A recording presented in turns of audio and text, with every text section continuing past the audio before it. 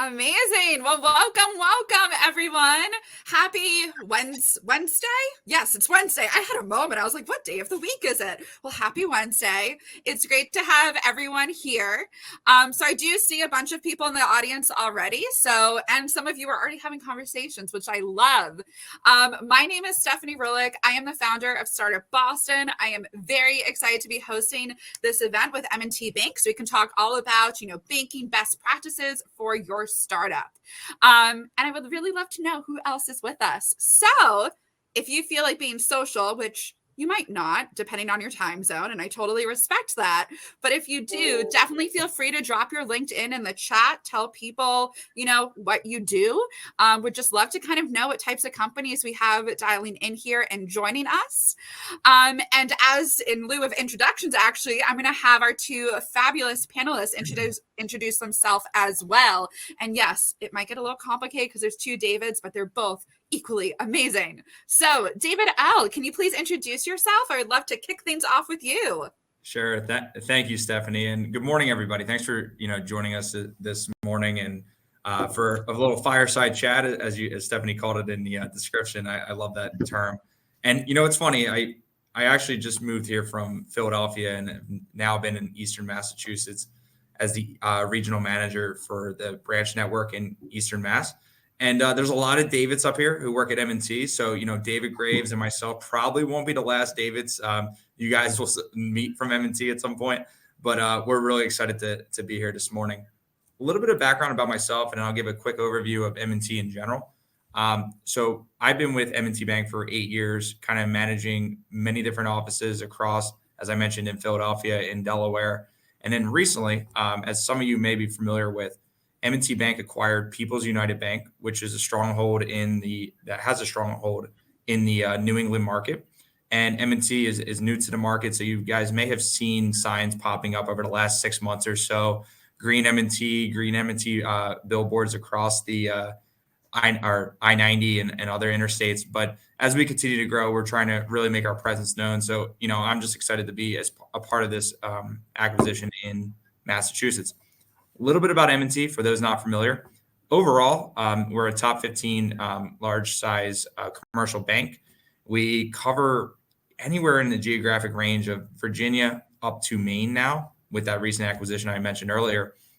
And throughout that region, there's over 1,000 branches that are currently fully operative and really beneficial in the communities that we serve.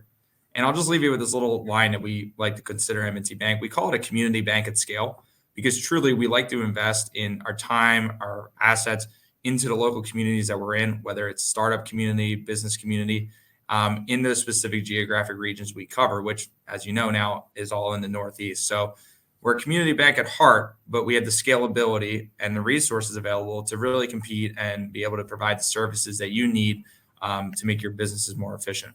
So that's M&T in a nutshell. David Graves, I'll pass it to you. Thanks, Dave. And thank you, Stephanie, for bringing us on. And good morning, everyone. So my name is David Graves-Witherell. I am a relationship manager with our business banking group. So I tend to work with privately held companies from actually early stage, let's say, all the way up to typically right around 70 million annual sales. I've been doing this for over 20 years, covering really the Worcester to Boston market. Worked at a few different banks, and for me, a lot of people say banking is it's a commodity. Everyone has green money. It's the same color, same services, give or take, same pricing. So what's the big deal where you work or where you bank? And for me, it's all about attitude and culture. I joined People's Bank prior to the M&T acquisition, primarily for the culture. Allowed me to work with the kind of companies I like to work with and to be impactful in those relationships. So having resources is great. Knowing how to use them and having a bank that's willing to use them is even better. Otherwise, it doesn't matter what toys you have if no one can play with them. When M&T came in and bought us, I wanted to know, what are you all about myself? I didn't make this choice. I didn't choose to work at M&T. They bought us. So, what's that going to be like? And I must say, it It lined up perfectly. The biggest change has been we have more firepower to get the job done, that's a good change. So working with the privately held companies and certainly an early stage, there's a lot of variety there. And that for me is what makes it work. I don't need to decide what I want to be when I grow up. I get to live vicariously through my clients, help them to solve some challenging problems. And it just keeps it fresh and it's new every day. And that can be scary for some of us. But I think all of us here, we're attracted to the challenge. And we like to work collaboratively with winners. And we got a good group. And I'm looking forward to our discussion this morning. Yes, definitely. And actually, I mean, I love how you mentioned how, you're attracted to the challenge because as we all know, the banking scene has been a little bit of challenge these past few weeks, both for banks and also startups, founders, startup employees alike. It's been, a lot has happened as we have seen on the news. So I guess with that in mind, I, of course, want to start off with a hard-hitting question to kick off our Wednesday, as we discovered morning. But I would love to hear from both of you, honestly, in terms of, what are some of the best banking practices that startups should really keep in mind, especially in lieu of what happened with SVB. Just would love to kind of hear from both of you, kind of, as they're thinking about banking, they have a bank, maybe thinking about changing banks, what are some of the key practices startups should always keep in mind for the future? I'm not sure which one of you is up for it, but would love to kind of see who grabs the question. I can take that one first, and then David maybe fill in the gaps. David, I'm going to put you. All right, you're. Yeah, no, so I would say first and foremost, when I think about this, everybody's heard a quote like any publicity is good publicity. Sometimes it's not when it comes to banking and money. We've heard a lot of negative news in the industry. But, David and I, we remain optimistic throughout it. When you look at different institutions, there's certain practices that you can look to install to really help prepare yourself for times of good and times of not so good. And when I think about two key elements, first and foremost, I would say staying close to your banker. Your banker and some relationships might look different than others. I know for some of our business owners, maybe their banker, when they think of the person that comes to mind, it might be the person taking transactions at the office, the person wishing you a good weekend. That might be your banker. What I would challenge you guys to think about is, what does that banker actually know about my business? How are they helping me proactively plan for the unexpected in my business? And what type of discussions are we having on an annual or semi-annual basis? It's super important to stay connected. I always tell any of our business customers that think of it as your board of directors, right? So me personally, I just moved to Eastern Mass, as I mentioned. I need to find a new dentist, a new primary care physician, allergist, CPA, all these different elements that I would consider part of my board of directors to help with my health well-being or my financial well-being. So when I think about for a business, a banker is a key element of that board of directors. It probably isn't your first when it comes to top of mind. It might be your CPA, your attorney, your business partner. Those type of things are your board of directors. But if you can think about your banker in that same element, they proactively, talk about your business's plans for growth, the next 12 months, the last 12 months, reflecting on things that you could have changed and challenges you came across. It really helps you in the long term. And then the second piece, especially during these times, is to review your financial picture. I think it's so crucial for our startups and all business owners in general to think about where all their finances are held. Do they have access to capital at another different institution? Do they have deposit accounts at a different institution that's kind of sitting there for one reason or another? Is there a CD at a small credit union locally that you put money into because of the fact that they had an interesting or a high interest rate at that time and you kind of forgot about it? You want to kind of create that financial picture to make sure that everything's aligned and you have a good grasp on where your money's being held. I know sometimes there's a lot going on in our daily lives, but obviously our financial picture is one of the top priorities that each of us have. So those would be my two areas of focus, especially given the light of today's events. David, anything else that you have from your own? Yeah, I want to kind of piggyback on what you said about building up your team. As we all know, your team is probably your most important asset. When you're We're looking for funding in the beginning. What's your idea? But more importantly, what is your team? Who's going to execute this?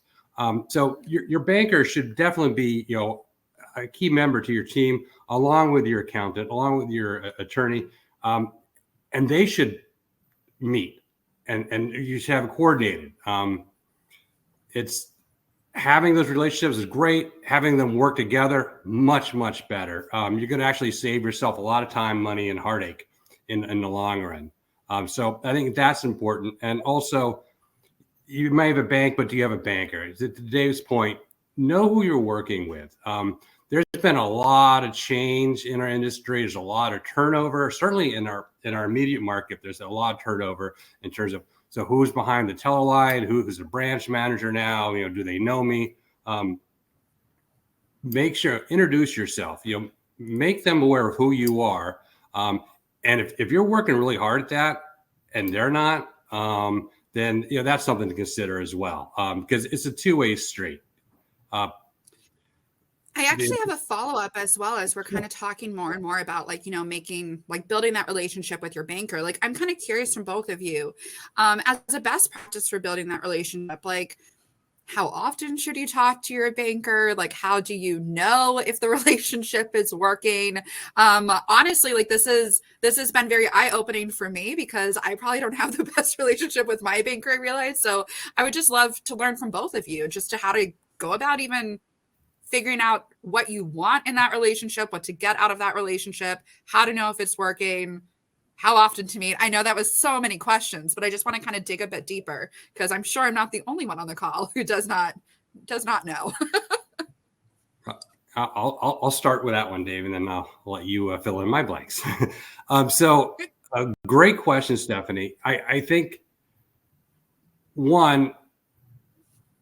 oftentimes the only time people speak to a banker, or the only time the bank reaches out to them, is if there's a problem, or they think, oh, you're trying to sell something to me.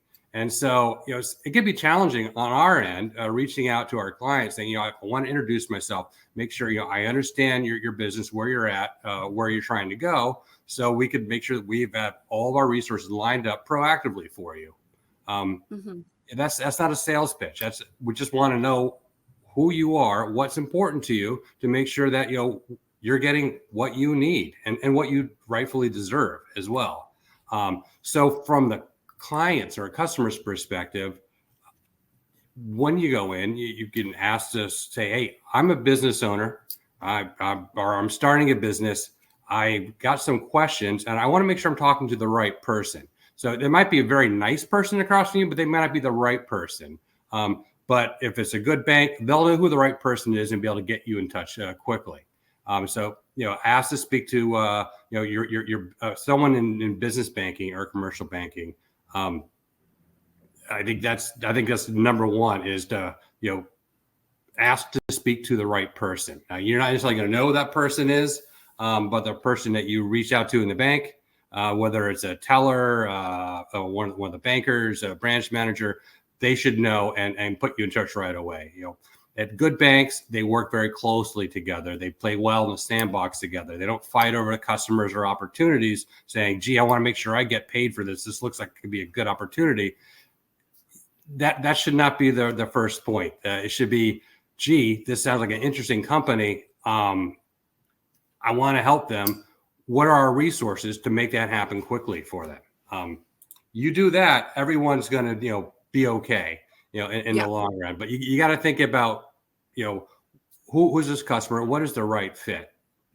And so tell them, this is who I am. This is where I'm at right now. This is where I want to go. And I want to know who I can speak to at your bank to help me with that, to make sure that, I have what I need for this journey. And if there's hesitation, that's something to think about. Got it. No, I appreciate that insight. And David, I actually am going to punt the follow-up question over to you before we kind of switch topics, but just in line with the same thing. What types of questions can you go to your banker with? Truly anything when it comes to finances. And I just wanted to add a couple quick points around what David was describing. It's kind of case by case. Some businesses need a higher frequency of touch point because they have a lot going on in that particular year. They're a business that changes rapidly given the current environment. There's a ton of different variety of factors. So I always say to my customers, it's a conversation between you and I to determine how frequent we want to meet. But I would say at least annually would be the bare minimum, just to talk about your goals for that particular financial year. And in addition, I just want to add one quote out there where people don't bank with banks, they bank with people. So if you don't have a natural rapport built with somebody at that institution that you feel as though you can trust to get deliverables accomplished on time and efficiently, you might want to consider looking at a different option or working with somebody else. And I say that quite candidly because, like I said, banks are banks. Like a lot of banks can offer the same products and services, similar price points. If you don't feel like you have a personal connection to that institution and have a strong relationship of people you can trust, it might be worth kind of looking at something else, just truly speaking. I feel like that should be on a t-shirt, David. People don't bank with banks, they bank with people. I'm like, that should be the next t-shirt that maybe M&T Bank does. I see a few of my team members on this call from the branch manager population. They know I like to use a lot of quotes, so there might be a few more that come out today. No, I love it, but that one definitely is going to stick in my mind because it's just so true. I mean, it is all about like the relationships that you build with people and who you're going to trust with your money ultimately. So, I mean, it just makes so much sense. Before I do skip gears, I know that there were a lot of new people that also joined this event. So welcome. Definitely feel free to introduce yourself in the chat.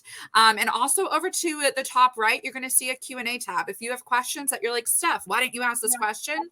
Just ask the question in the Q&A tab. We'll make sure you get an answer. So definitely feel free to use that.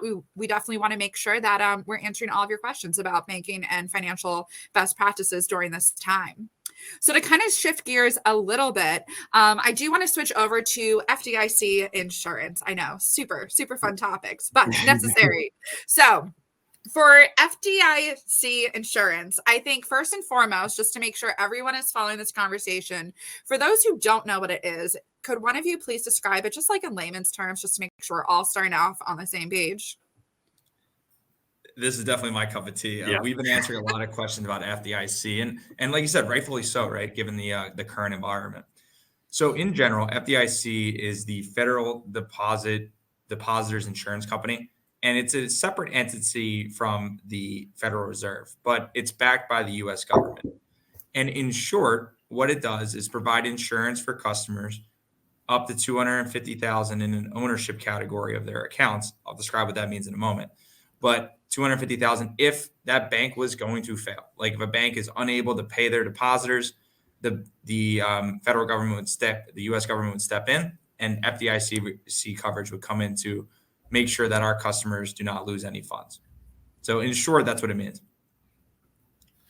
Got it. And I guess with that in mind as well, like what should founders, startups really consider, like with FDIC insurance? Like what should they keep in mind?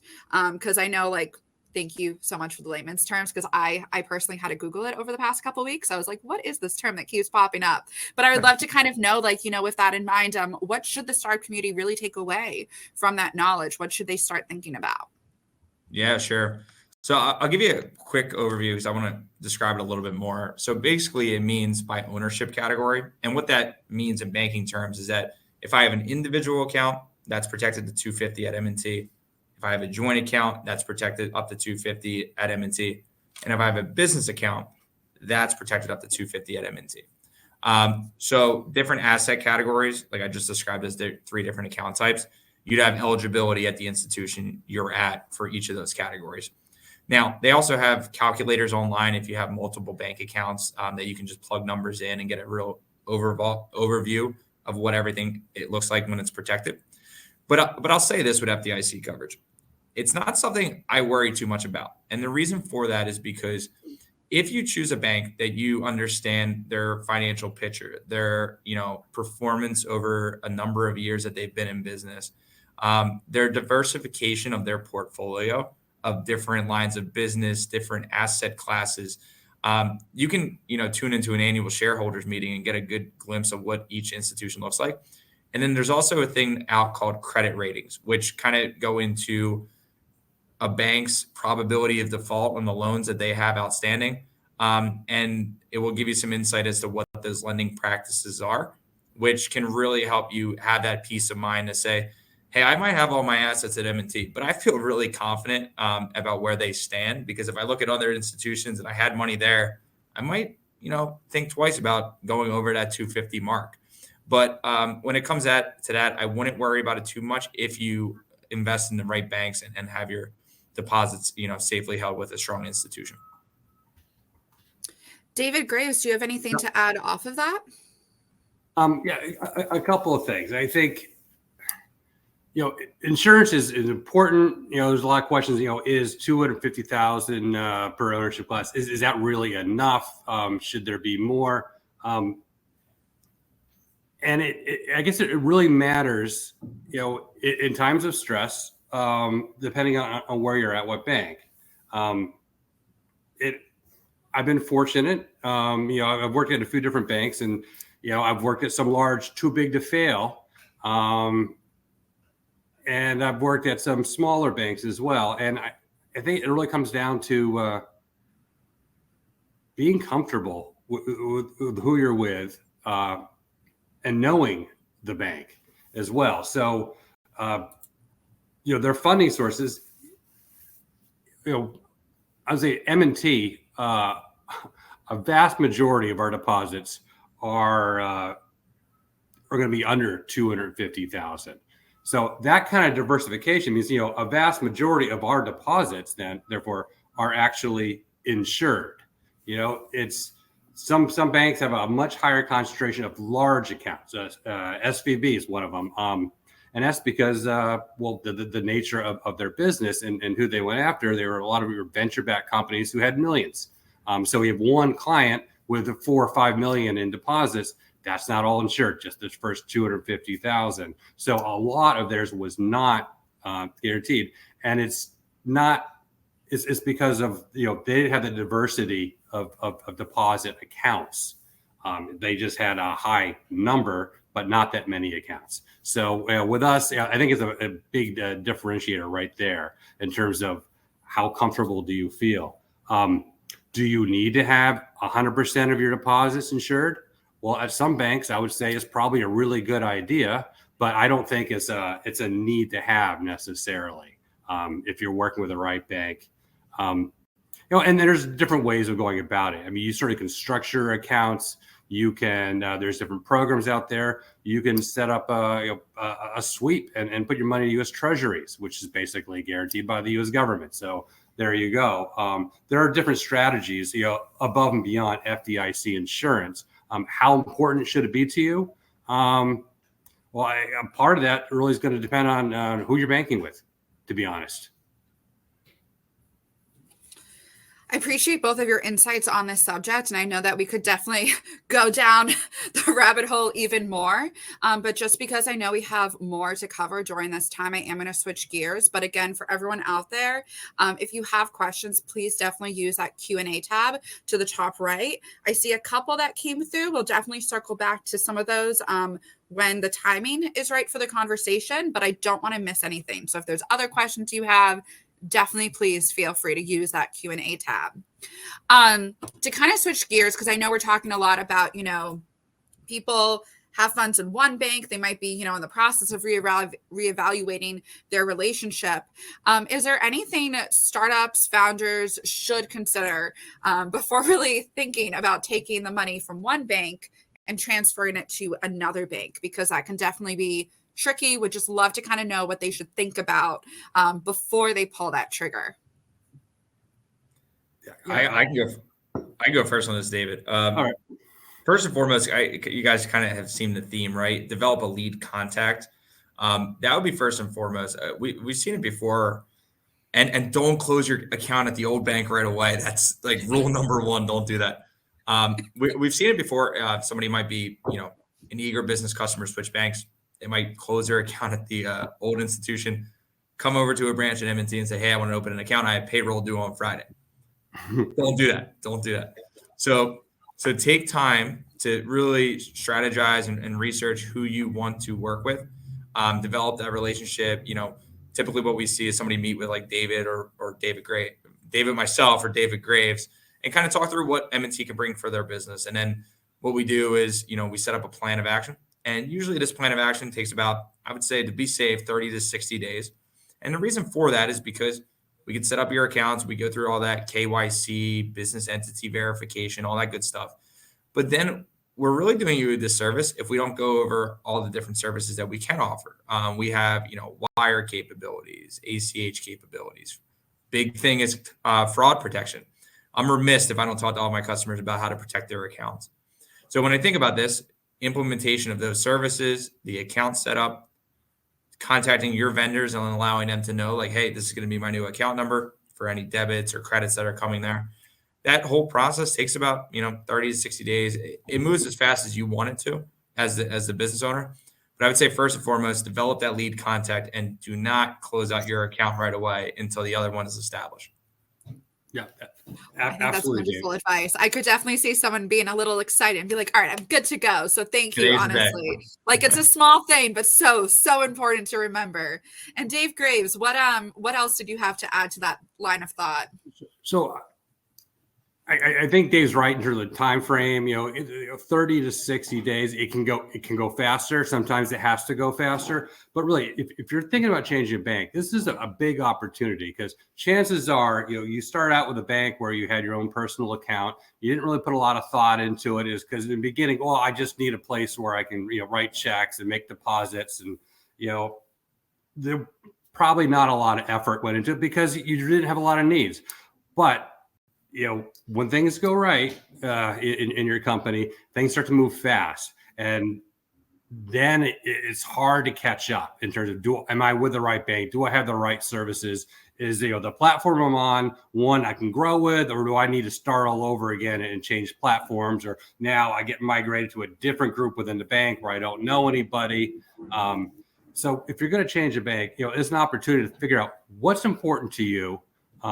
What's going to be important to you, and you may not know what's going to be important to you. That's why having a relationship with a banker who's done this before is going to be key. And you come up with a plan. What do I like? My old bank or my current bank that I'm thinking of leaving. What was good? What did I not like?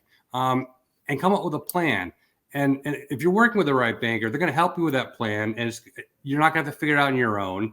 And they're going to help you with the communication to your clients and your vendors, because you don't want to have changing banks be disruptive to your operations. Ideally, a banking is something you don't have to think about because it's working properly for you. So as much as I love hanging out with my customers and spending a lot of time with them, if I'm spending a lot of time with them because there's problems, then that means that we didn't do something right in the beginning, and we're just trying to fix things. And I'm happy to fix things, but I'd much rather build for the future than being put out fires. And I think all of us, in this meeting, feel the same. We want to look forward, but the only way you get to look forward is if you build a solid foundation. And here's your opportunity. If you're thinking about changing banks, have a plan, do your research, have a contact that, and be honest with your information. Don't feel like I'm going to be too small. They're not going to pay attention to me. So maybe I'll just exaggerate a little bit, or I'm embarrassed because, my first business, it didn't turn out the way I thought it would. And so now I'm starting all over again. That's really valuable information. Don't hold that back, share that. Because that allows us to really know who you are, what's important, to increase the odds of success going forward. 100%. And also just because we did talk more about that relationship building again, and I love how this is like a thread through all of this questioning. I did kind of want to pull up a question from the audience because I do think it's kind of very much in line. So here it looks like, she's just trying to learn more about building that banking relationship. It sounds like there was a barrier to entry at another bank where they were like, you can't do that for the first year. I'm assuming this is not the case at M&T just based on this conversation, but did just want to hear kind of thoughts and, what the first step is, again, if someone did want to check out M&T and start building that relationship from day one. Yeah, David, let me grab this one because Sure.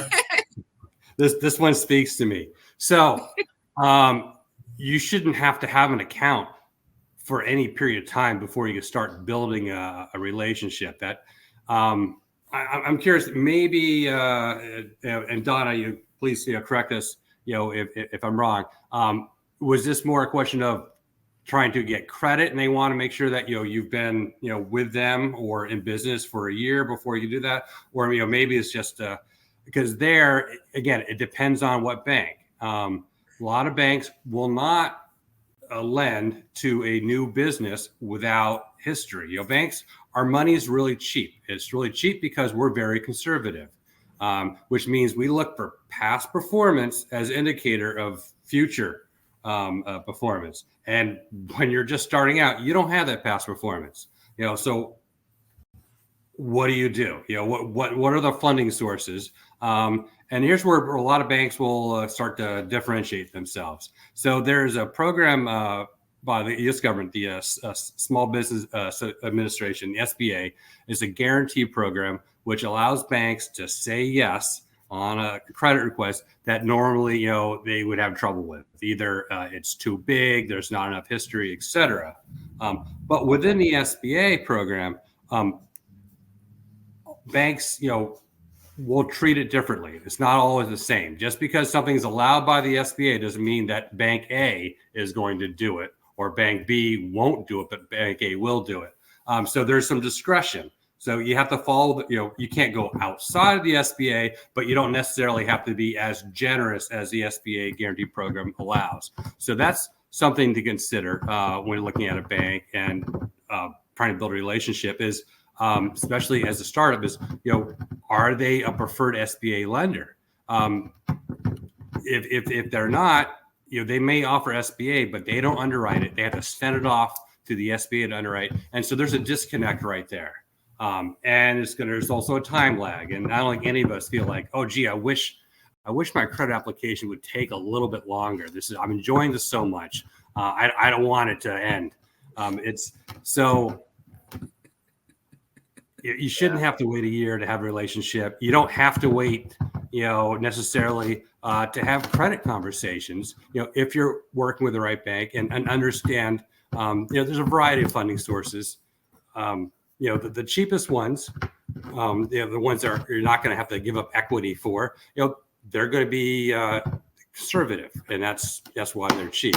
But there's a lot of resources out there. Some of them banks are going to help you with. Some of them banks might be able to make introductions to help you with. And some of them are, hey, it might be friends and family. Maybe you're using your own equity. You're maxing out your credit cards. I get that. But there's going to be a point where you're going to want to be able to refinance and put that on the bank, and on your business and off of your personal. And it should never be too early to have those conversations with your bank.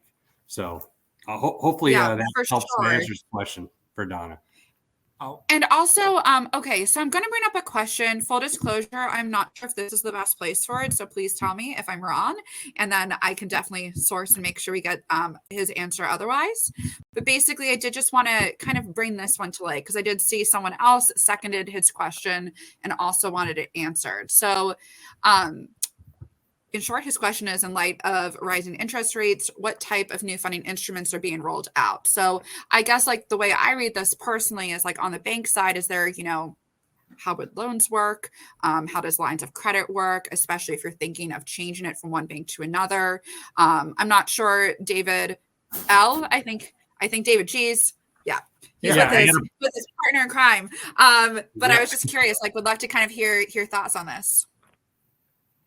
David squared over here. I'll say, it's a really good question. Thinking about, as the environment changes, how does it impact banks? How do banks look at things differently? To be quite honest, and David Graves, you can correct me if I'm wrong, but I haven't seen a lot of new products per se. What happens is in a natural rising rate environment, our rates will go up competitively speaking, just given the cost of funding that we have to put out. So we will see our rates climb up, but what we don't do is change our suite of products. Like if interest rates get high, M&T historically has never removed line of credits or removed certain loans. So I'll approach the question in that sense of we don't really subtract things that we offer. Of course, the rates will go up just given the environment, but At the same time, we still offer the same suite of products that can really help our business owner and consumer customers on both ends. And, we can get creative too. Like there's different, at times fixed rates might make sense in a rising rate environment versus a product that would typically be variable. We can make some adjustments there and really get creative. Again, back to that advisory side of things. And I'll pass it to David if you have any other thoughts. Sure. I thought there's no new products out in a rising rate environment, but there are some strategies which now, make more sense than they would have in a lower rate environment. For example, I just did a deal a little bit earlier this year, a good sized one for business banking. It was a loan, and one of the concerns was a rising rate environment.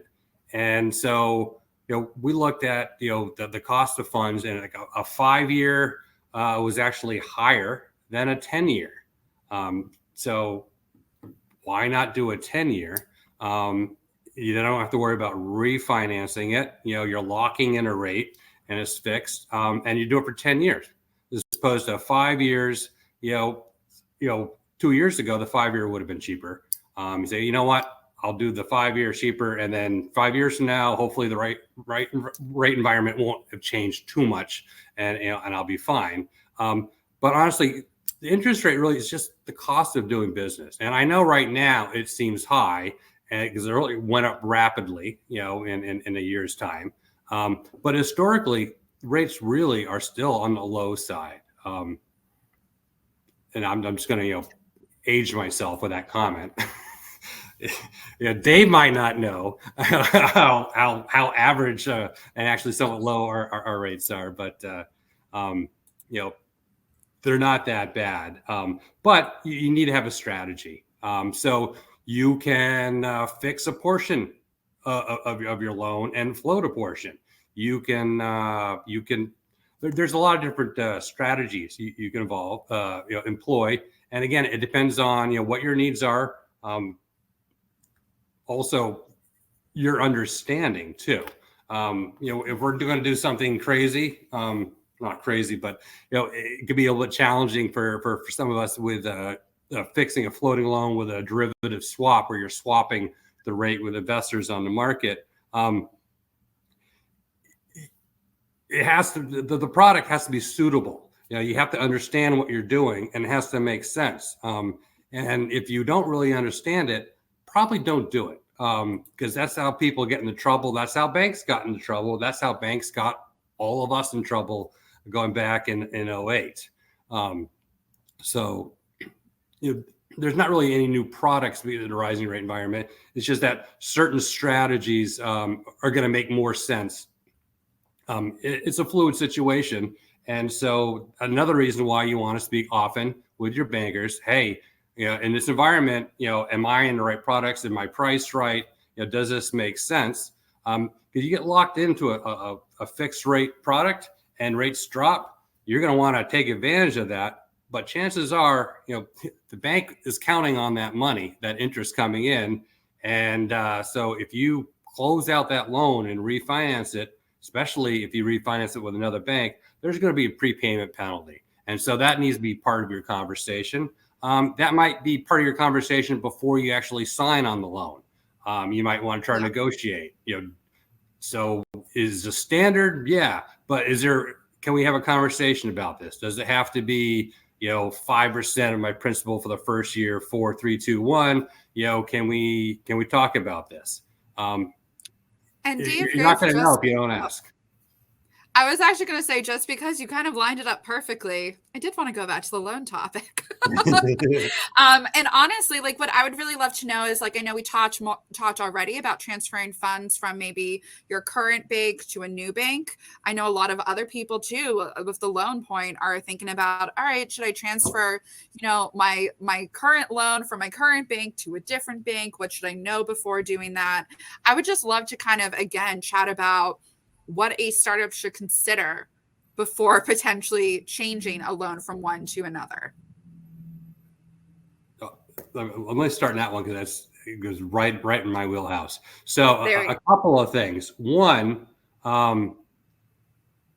depending on the nature of your business and your operations, is that going to be a good fit at the new bank? Because not all banks have the same appetites, the same risk tolerance, or necessarily the right resources to support your business. So that's something to consider when you're thinking, I have financing and I need that financing. Am I going to be able to get that somewhere else? Who are they? What's that going to look like?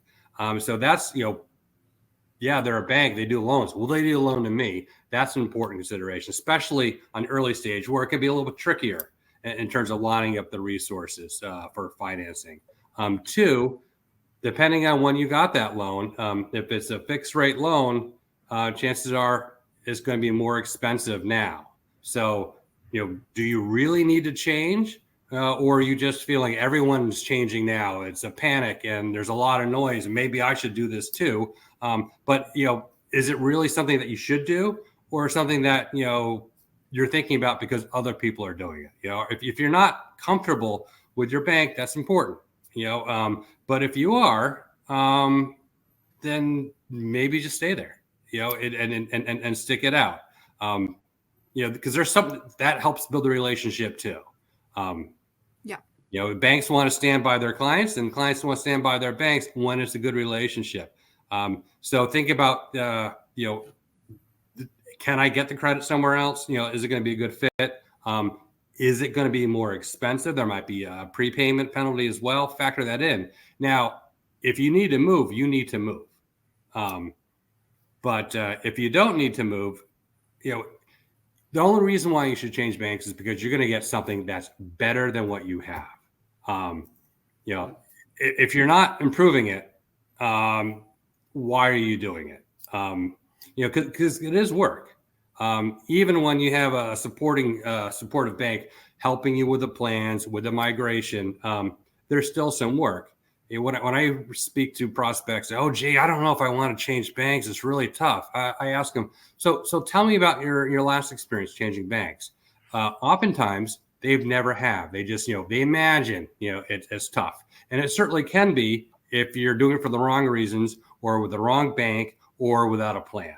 But it doesn't have to be. Sometimes I changed banks when my bank was bought by this other bank. I go, oh, sounds like to me that you didn't make that choice. That just happened to you. That's not what I'm talking about when I'm talking to prospects. I'm talking about you're going to make an improvement. This is why you want to do it. This is how we're going to do it. And this is how we're going to support you with it. And if it makes sense, great. If it doesn't make sense, then I wouldn't expect anyone to do that.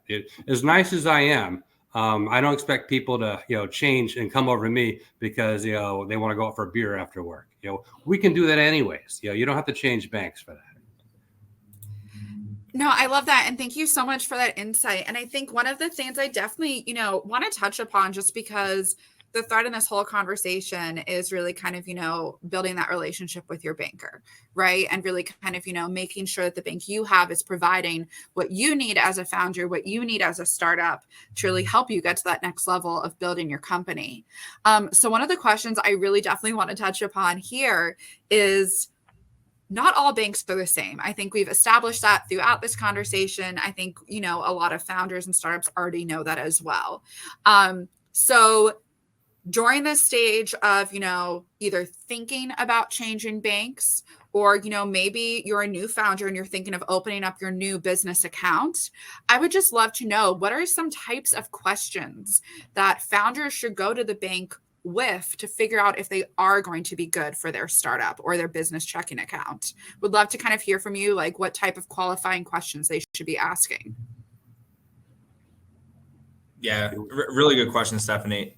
I can take a first stab at it. When I think about questions that you can ask the potential bank, it's just understanding what that dynamic looks like of who your relationship manager is, back to our point earlier. And then also understanding what types of services they offer. So thinking about streamlining your efficiency as a business owner. I know we can all think about that as like, how do we work more efficiently, right? So when I think about that, ensuring that they have the types of products and services that would allow you to, well, I won't get into bank speak too much, but if I can send ACH payments instead of mailing a check, I want to make sure they have that ability and they're not maybe outsourcing it to a different company to run with. Because having that in-house is super important so that they understand the issues I might run into, things that might pop up, et cetera. So I think the first question is always just understanding what types of services they offer, what types of benefits they give to their customers. There are, discounts on certain things and loans and stuff like that, depending on how big the relationship is. Some banks offer relationship pricing. M&T is one of those. Some others do not. So understanding relationship pricing, the services they offer, and that relationship piece, I would say, is super key too, as we've alluded to throughout this presentation. David, anything else that I may have missed? No, that's really good, Dave. I think also thinking about where you're going, because the bank that you're talking to right now, they might be a good fit right now, but as your company evolves and grows, it becomes a little more sophisticated. You're going to have different needs, and is that bank going to be able to provide for those needs going forward? And what does that experience look like? Is it going to be a smooth handoff as you grow? Or is it, are you going to be starting all over again with a new group and a new team? Depending on your business model, if you have an exit planned, in 5-6 years, there's going to be a liquidity event. Is your bank going to be able to help you navigate that? Also, how collaborative is your bank and are your banking partners? Because you're going to want to have all this coordinated with your accountant and with your attorneys. And if, they're really operating as a silo, in the long run, that's not going to be helpful. And that's actually going to be perhaps problematic at best going forward. So when you're interviewing banks and bankers, don't just think about your needs now, but think about what you anticipate there might be. And ask them, what do you think my needs might be? This is where I want to go. What do you think my needs might be? And how would you address those at this bank? You always want to think, going forward. So don't just panic or don't just do, this is good for now, because you're going to have to do this again and again and again until you find your forever bank. Yes. And also, actually, with that in mind too, I just really love all of this relationship building and talking more about this with your bank. But Todd asked such an excellent question. In short, he said, what happens when you do have a really good relationship with your banker and they change jobs within that bank, and then your new banker isn't responsive as much? Like how do you address that in a nice way? Because at that point, of course, you already have the rapport with the bank, like that they've really helped support you along the way. What is the best step to do that? I would love to kind of hear from both of you, because it's definitely a tricky situation. Unfortunately, I'm sure quite a few people have gone through something similar and are like, okay, I guess I just wait. Like, I don't know what else to do. So what would both of you suggest? David, I'm going to give this one to you first. All right. So it is a really good question. It's a great question. So part of it might be is just a new relationship for that banker as well. And it comes down to personality sometimes. So maybe it's not a great personality fit. So if that's the case, there's no reason why you can't have an honest conversation and say, hey, look, this bank's been good for me. I really enjoy working with this bank. My former relationship manager, we seem to hit it off and we were in sync. But you and I you seem out of step. And, I don't want to have to change things, but, I want to see what we can do to make this a better experience for both of us. I think the banker would actually appreciate that level of honesty, because if you're frustrated, chances are they are too. And the best thing to do is have a conversation and be honest about it. And go back to what we said before. If you feel like you can have that conversation, you might not be with the right banker or the right banker. Reach out to your former RM, let them know. Say, hey, I don't want to ruffle any feathers or hurt anyone's feelings, but I don't feel like I'm being serviced the way I'm used to with you, and I don't know what my options are. Can you help me with that? Did they put a lot of time in that relationship? It was a good relationship, so they want to make sure that that relationship continues and the succession to the new relationship manager is successful. they might end up saying, you know what, not a good fit, maybe, and they might bring in someone else, that's a better fit. That happens. Is sometimes it's just a personality. Maybe it's a younger guy who doesn't quite have the same experience as your former RM, and that's why your former RM is on to a new opportunity. Good people get pulled in a lot of different directions, so it happens. So I would give it time, think about what's important to you, and have an honest conversation about it early. I really appreciate that insight, honestly. And yes, David, did you have something to add? Just real quick, I just wanted to add on that point too. It's that partnership. It is possible to get your RM switched, your banker switched. But like to David's point, I think that upfront dialogue to understand sort of if there's a good fit there longer term, we can always get a request put in to switch a relationship manager if we need to, if it makes sense. And then on the flip side, I'll just take this a step further because we see this a lot, is an RM will, potentially leave the company, right? There, people, go to a different opportunity at a different bank or different career pathway. They might start their own business too. When that happens, there's sometimes a void there where there might not be a warm handoff if they leave suddenly, and you might feel like you're left in the wind. I would encourage you to, use that opportunity to reach out to your local branch team, your local contact that you might have in a different department to try and get a new RM assigned, because it's super important that you have one. It might not be that important in the short term, and you might assume like, hey, they'll get somebody assigned to me at some point. No, you need to own that relationship. It's important that you have a banker assigned to your relationship and that they're proactively reaching out to you and helping you with your business needs. So definitely it's more burden on the business owner, of course, because you have to quarterback that process a little bit in the beginning. But a good bank should have you assigned with somebody good right away once you have that discussion if it's missed. Yep.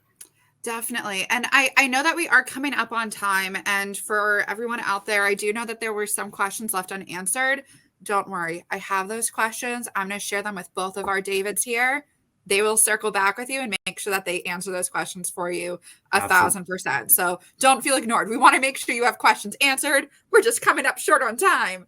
But with that in mind, I mean, maybe David L, this might be, I'm going to punt this one over to you, but if people are interested in connecting with both of you, learning more about M&T Bank, I did mention how there's a one pager in the tab. So if you go to the far right, Docs, you'll find the one pager for M&T Bank right there. You can definitely learn more. You can also click the button above that says learn more about M&T Bank, and that will let us know that, you want our David Squared to contact you.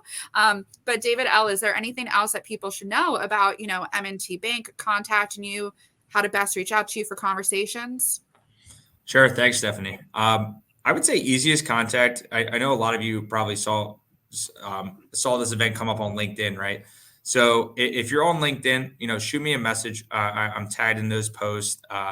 More than happy to respond to email, phone call, those types of things. I know my contact information is listed in there as well. But you can ultimately just message me on LinkedIn, shoot me a quick note, and I'm always able to respond to you. Thanks, Stephanie, for posting that. And then my final piece is just to give you guys a little bit of insight. Like I mentioned, I manage the branch network. David Graves covers, business banking. When I look at that partnership at M&T, it's very unique compared to some of the different institutions. And I say this because if you walk into a branch, our branch managers are well equipped to talk to individuals about their business needs, their business lending needs, what types of services. And typically a branch manager will kind of be the quarterback because it's the point of contact in your community in which you can walk in and talk to somebody anytime you need help.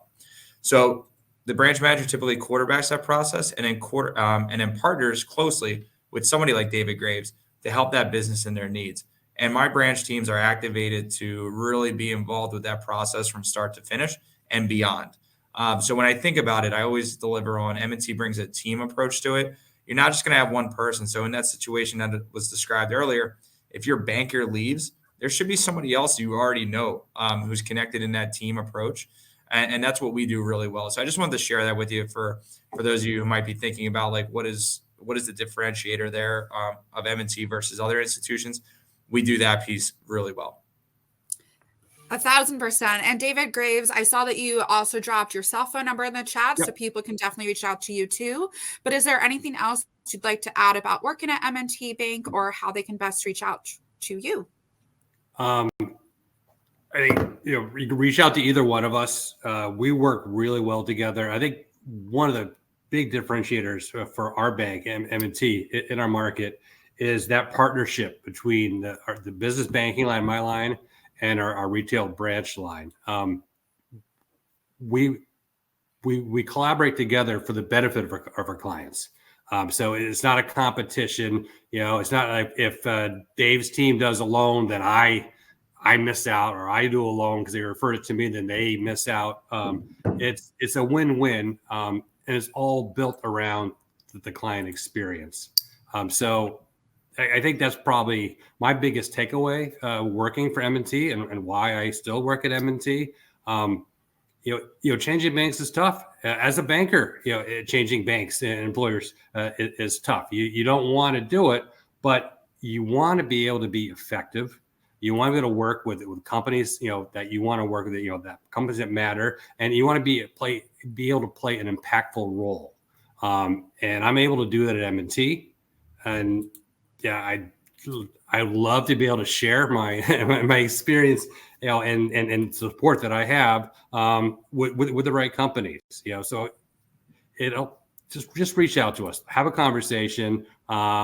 If it's a good fit, then fantastic. If it's not a good fit, we don't want to spin anyone's wheels. If we can't do the right thing for our customers, we're not going to do it. We don't need widgets.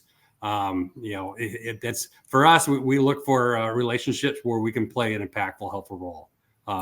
And so please reach out. Let's see if we can do that. And can I just add one quick point too? There was a question earlier about branch location. So I just want to add, in today's environment, we're really nimble in that sense. So if you don't have a branch location near you, you can still have a relationship with M&T. All of our team members are equipped with virtual capabilities, DocuSign, et cetera. The flexibility to have your business anywhere is truly honored at M&T. And the local branch, there's a connection, but you can still have a local branch connection with a branch manager virtually. So just wanted to share that with you guys because that shouldn't be a barrier for you and your business either. No, we are a tech-friendly bank, so that's true. Well, thank you both so much. To everyone on this event as well. We'll definitely follow up with the recording of the event, also the best contact information to reach out to both of them. Just really appreciate you giving us your time this morning.